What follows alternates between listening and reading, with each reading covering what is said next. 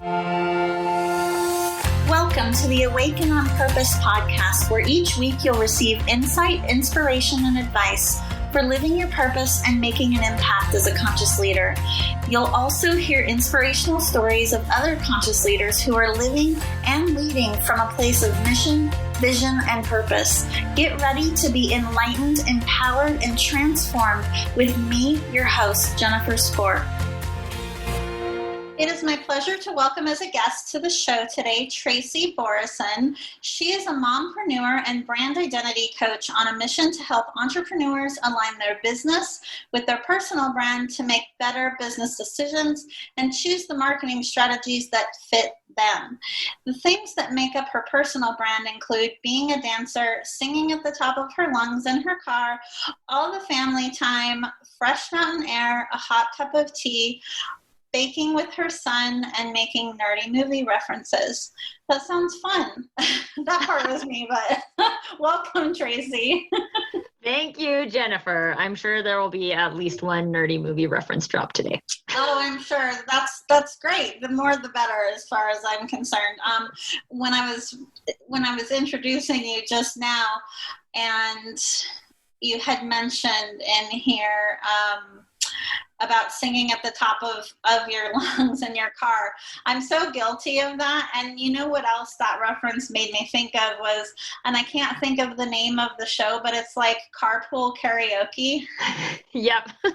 Have you seen that? You know which one I'm talking about? I don't remember the name. Yes, I think it is Carpool Karaoke.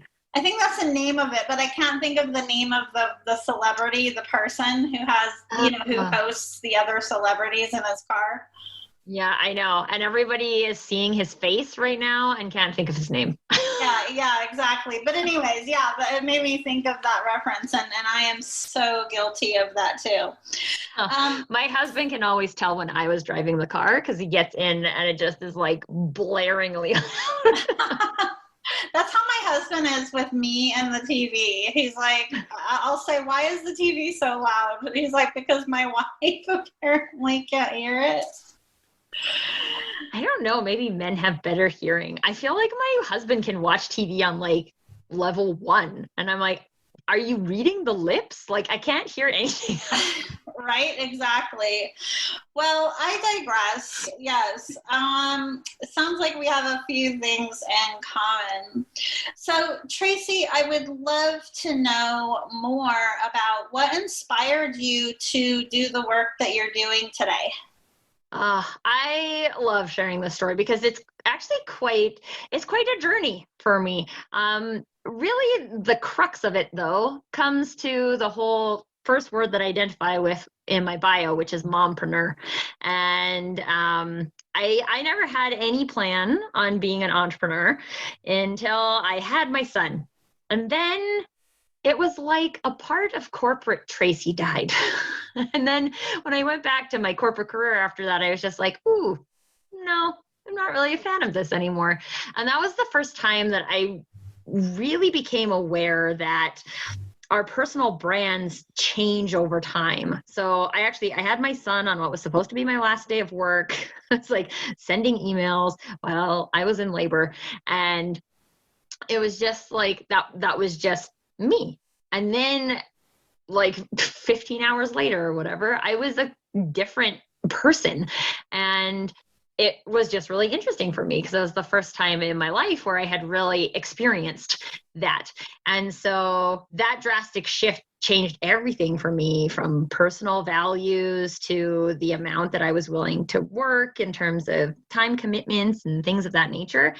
And I think it gave me the first opportunity really to defend my own space and say like, oh, where does Tracy play into this? Because there was like mom me and there was executive me, and then there was like no space for anything else. And that didn't feel very good. And I think that this happens for a lot of people, is that they have like a persona, and it may be a persona that they created on purpose. But generally it's a persona that we just have kind of stumbled into, and we don't we aren't 100% invested in it. We don't feel 100% authentic in it.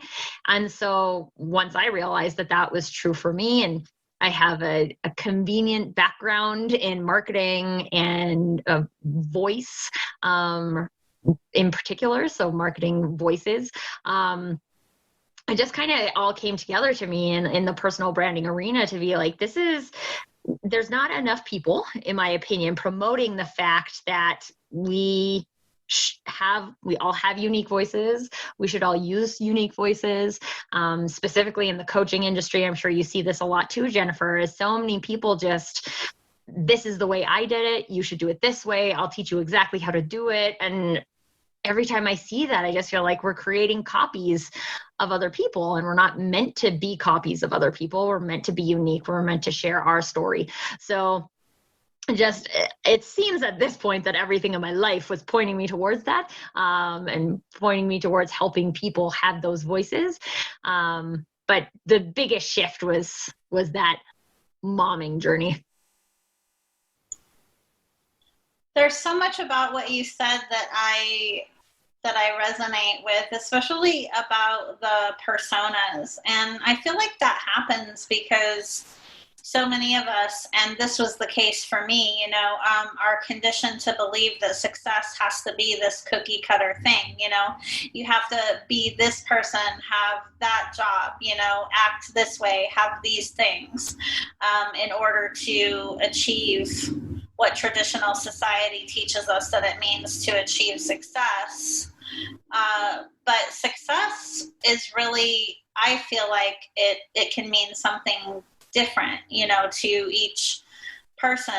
And in my journey, I realized, after climbing the ladder and checking all those boxes off the list, that I didn't really know myself. And so it was almost like having to go on a journey of, in a lot of ways, discovering myself for the first time, which I felt some of that from what you were saying too. Is that correct?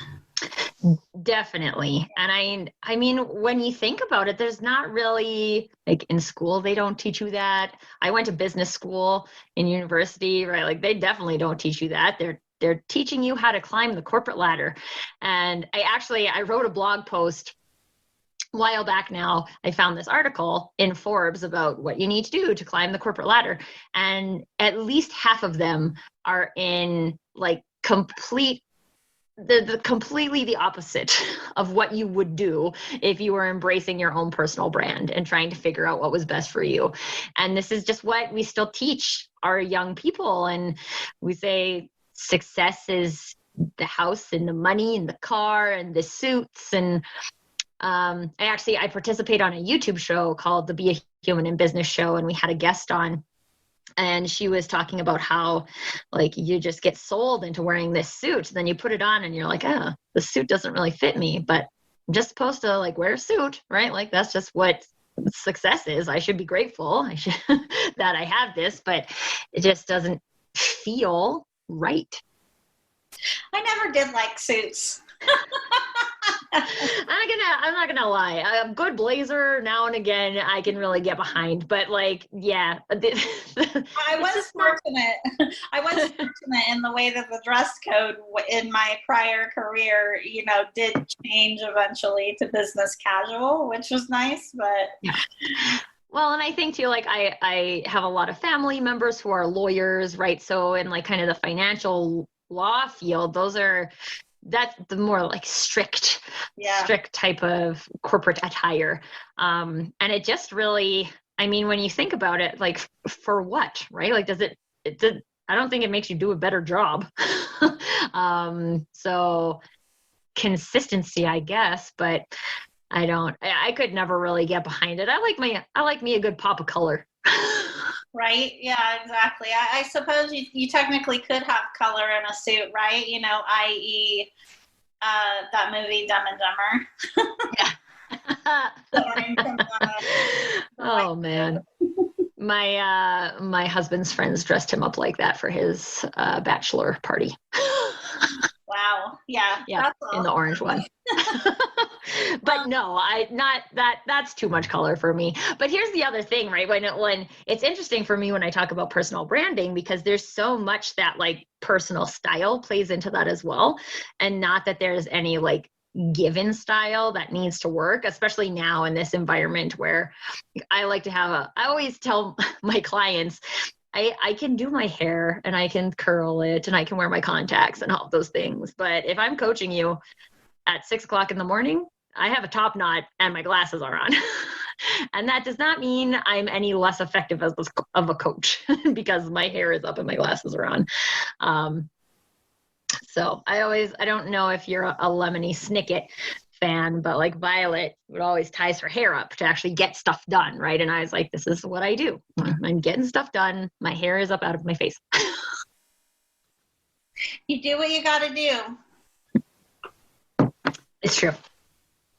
So Tracy, a topic I'm passionate about is, conscious leadership. And,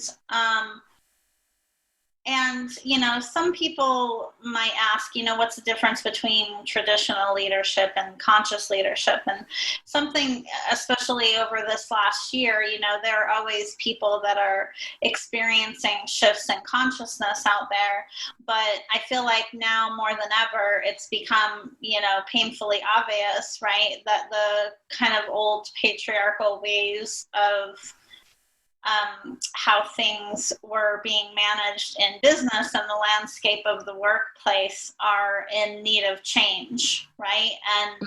And not just, leading other people as in being the person to make strategic decisions, right? But really, truly leading from within, leading by example, and truly putting people first.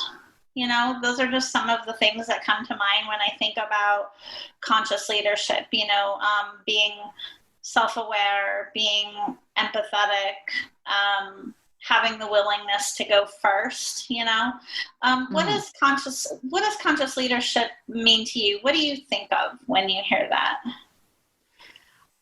So the words that immediately come to mind, and I think it speaks really highly to the point of this podcast too, is on purpose, right? I think historically, there's been a lot of confusion between leadership and management. And there are, I'm sure you've experienced it, Jennifer. I'm sure a lot of the listeners have experienced it as well. I myself have experienced it. There are people who are very good at leading other people, and there are people who are very poor at leading other people. And what often gets missed is that is a skill. The leadership of people is a skill.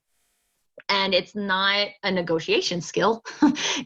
That is a leadership skill, but there is a standalone skill in being able to lead and inspire people. And I believe that it really comes down to, like you mentioned, caring about the people. I know when I was in my corporate career, one of the things that was always the most important to me was, what are my employees experiencing? And I think this is one of the questions that has been asked more now in the global pandemic environment is, what is this experience? What is the experience of people who had to go home and homeschool their children and have both parents working from home and expect to get a 40-hour work week done, right? Like, what is that? We have to talk about that experience. And historically we didn't, right? Like I had an employee when I was still in corporate, and a marketing coordinator, and he was a very young guy, but very self-aware. And he came to talk to me one day, and he was like, I've discovered this Pomodoro technique. It's like you work for 25 minutes and then you take a 5-minute break, and it really works well for me. I feel really productive. And I was like, that's right. Go for it, man. I can't always confirm that we're only going to have 25-minute meetings or anything of that nature. But in general, if that's what you feel most productive doing, then go for it. And I just think that there are so many people that are stuck in and again, I agree with you. I hope I see this changing. I hope it continues to change, but you sit at your desk from 9 until 5 and you get a 30-minute lunch break, and I lead you, like I stand at the front of the room in meetings and I get reports from you weekly on your KPIs, and that's leadership. But that's not really leadership. That's just like people reporting to you. And when you add the conscious leadership into it, it really is like on purpose. Like, what are you doing? What kind of environment are you trying to create for your people? What is their experience? And so in personal branding, my framing on personal branding is that it's somebody's experience of you. And when you look at that from a conscious leadership perspective, like, what is your employee's experience being led by you?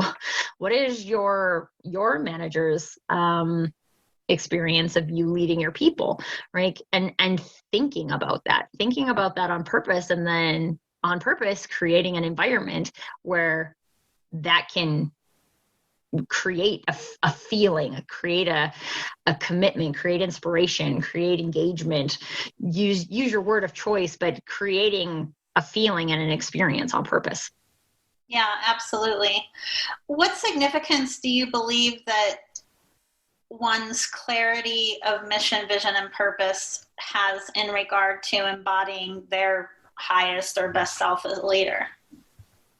Oh, well, I'm pretty simplistic on that front. I'm like, if you don't really know what those things are for you, then how can you? So I'll use a simple example. So let's say your number one value as a human is family values, and you show up as a leader and you make everybody work until 10 o'clock at night and miss dinner every day. You're like, well, that doesn't say to me family values, right? I remember coming back from maternity leave and telling my boss that I was going to leave at 4 o'clock every day because I wanted to have dinner with my family. And if I had to work later, I would work later, but I was leaving at 4 o'clock every day. And she was used to me leaving at like 5 o'clock, 6 o'clock. And I'm just like, I'm not going to do that anymore. And I think it was very good for my employees to be given that space, because a lot of them had families as well. But historically, I was just like, well, we get the work done. This is my biggest value was get the work done. And I traded a lot to get the work done. I expected my employees to trade a lot to get the work done. So getting that clarity on, again, like your mission and your vision, but again, like an extension of that is what kind of environment are you creating for that to exist, right? So if I have this vision of being the best XYZ company, what does that look like? What does that mean I have to do on a daily basis? How does that mean I have to show up? How does that mean my staff have to show up? If my staff have to show up that way, then how am I creating an environment where we can show up that way, right? Like I fail to see how you definitely can't be a conscious leader, but I don't even know how you could be an effective leader if you don't have true clarity on those things. Yeah, I agree with you as well. But it goes back to that conditioning, right? It's like there are so many people out there trying to fit a square peg into a round hole because they believe, there are only so many options, rather than really just going back to themselves. And as you said, being clear on what their values are. And I believe using that, as the basis for establishing clarity in your vision and, what you want to do for a career or a business and how you want to lead. Well, and it adds an additional level of creativity, right? Because, and this is what I find almost 100% of the time, is that if we're trying to work within the box, there's a defined number of solutions. And so therefore I have to pick one, and I have to pick the one that's going to be the best. Like, it's going to have the greatest benefit, but it's not great. Whereas if I can actually get to the point where like, hey, this is what we're trying to create as an organization. I'm here to give you guys the space. So now leaders speaking to employees, I'm here to give you guys a space where we can accomplish this. What could that look like? And like the creativity that can come from a perspective like that is much more empowering. It's not being like, I have to check these 3 boxes. I have to get this result. How am I going to get that result? I can do it any possible way. So like, how can we do that? And the solutions that I've seen people come up with are just so creative. What advice do you have for other leaders who are feeling called to make a bigger impact with their mission and message? You know, people that are at a crossroads. Well, the number one thing is hold on to that. So I have been in corporate environments that will try and convince you that that's not a thing you should do, right? Like that there's a specific type of person or a specific part of life that they're in where they can make that kind of impact. And if you have the desire to make that kind of impact, you are that person, right? So these change makers in the world who go and actually make change, it's because they care so much about making a change. They don't let anybody stop them from doing that. And so the most important thing is to hang on to that. And the other thing that I would say, I had this experience myself, is that you often have more power in your leadership role than you even give yourself credit for. So in my last corporate engagement, I was very much now had transitioned my mindset into like, I like coaching, mentoring, and those types of things. So, and quote unquote, I can't do that here. Now I was feeling a little stifled by my CEO because she wanted things to be done her way. And I mean, she's the CEO, that's her company. I cried to my dad a lot about it. And at the end of the day, he was always like, this is not your company, this is her company. But I also had a realization even within that, in that I could show up every day and I could lead my people. I could create that type of environment for my employees. And because I could do that, my employees had a better working experience. So for me, in the long term, it didn't work out. It didn't work out in terms of like, it wasn't a good enough investment for me to stay there. I thought I can make a bit bigger impact elsewhere. But knowing that wherever you are right now, and knowing that impact you want to make, there is a way for you to make that. Again, that enters the creativity zone, right? Like, okay, this is how I want to show up and this is how I want to make a difference. Can I do that in my current working environment? And I would encourage you guys to look at it, because there's definitely ways that you can. Now, if there's not enough ways that you can, then potentially you're looking for an entrepreneurial opportunity, or very minimally taking that passion and vision and becoming known for that. Because if you can do that, then you can find an organization who is going to value that in you, instead of the fact that maybe you're a really good project manager or like some technical skills that you might have. Yeah, that's great advice. And I mean, there could also be, there are entrepreneurs out there too who are feeling called to make a change. Definitely. Yeah. And this is the phrase that I like to use is personal brand alignment, right? So when you're feeling called to make a change, it's because there's some kind of personal brand misalignment in your life. There are activities that you are doing on a day-to-day basis that are not, they're not sending the messages to your brain and probably your heart that you're making a difference. And so it's actually interesting, because I had a conversation once. My very first marketing job was for a retail furniture company.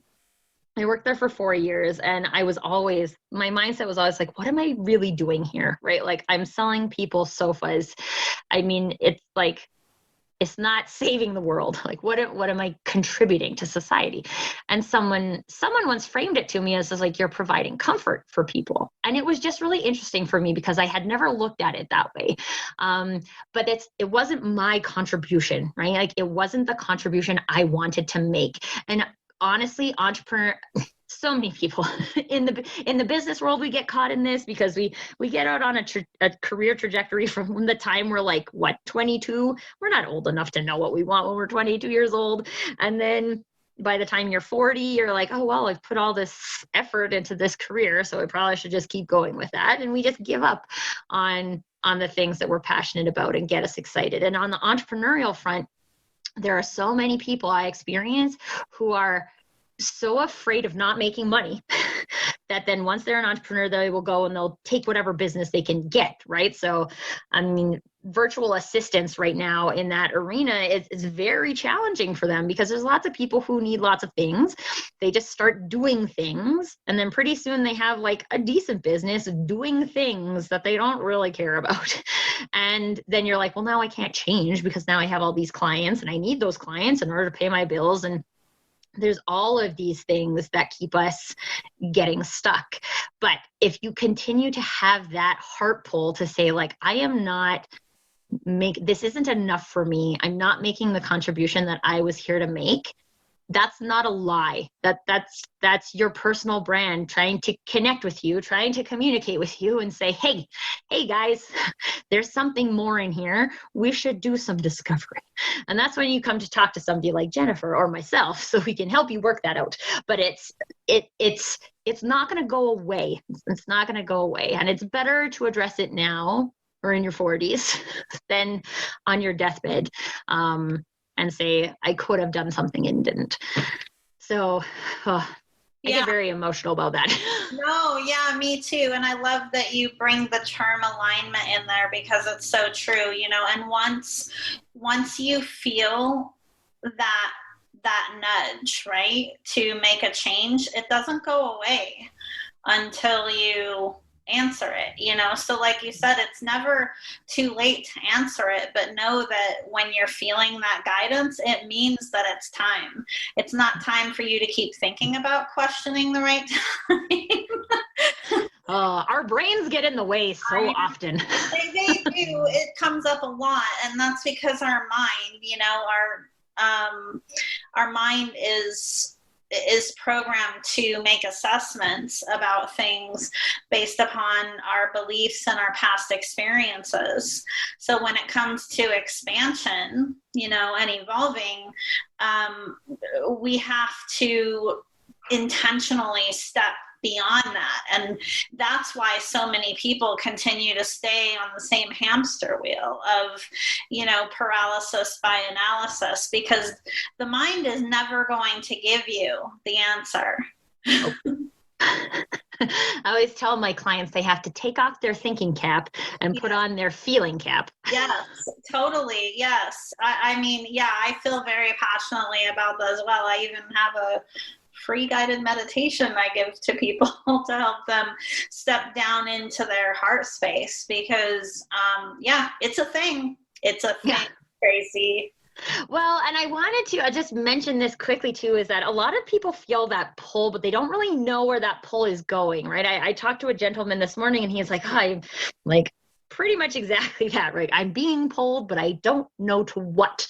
And it's just because we don't have the habits, the practices to figure it out, right? To look at the world that way. And so if I can give anybody it's like a tip, one of the best things that I have found that helps in that arena is notice the things that bring you joy, whether it's a bird tweeting outside or your hockey team winning the Stanley Cup, or I'm just looking around my room and building Lego, right? Like whatever that is, wherever you like find your joy in moments with your children, in moments with your spouse, and in moments in your work, right? Like everybody has those moments of joy and exuberance, and we just don't notice. And if you can pay attention to what those are windows. Those are windows into the thing where you are in 100% personal brand alignment. And the more you can create those opportunities for yourself, the more you can build energy and feel freedom and feel confidence. And so the very first step is noticing those things and then celebrate those things. For sure. I agree. Absolutely. Tracy, if someone's interested in connecting with you at a deeper level, where's the best place for them to find you? The best place to find me is on LinkedIn. I share all of my personal branding opinions on there. And if anybody specifically is having trouble with like, oh, somebody told me I should just do this on social media, you should definitely follow me on LinkedIn because I will bust that for you in about 5 minutes. LinkedIn, I also have a blog on my website. So if you guys like more long form content, you can check that out, tlbcoaching.com. Awesome. And we'll be sure to include all of your information in our show notes for the listeners as well. Tracy, such a pleasure to have the opportunity to speak with you today. Thank you so much for your time. Thank you, Jennifer, and thank you, everybody. Thank you for listening to the Awaken on Purpose podcast. Please visit me and subscribe to the podcast on iTunes or at awakenonpurpose.com so you never miss an episode. To learn more about how you can live your purpose and make an impact as a conscious leader, visit me at jenniferspore.com, and while you're there, be sure to join my email list for exclusive offers and a weekly dose of inspiration.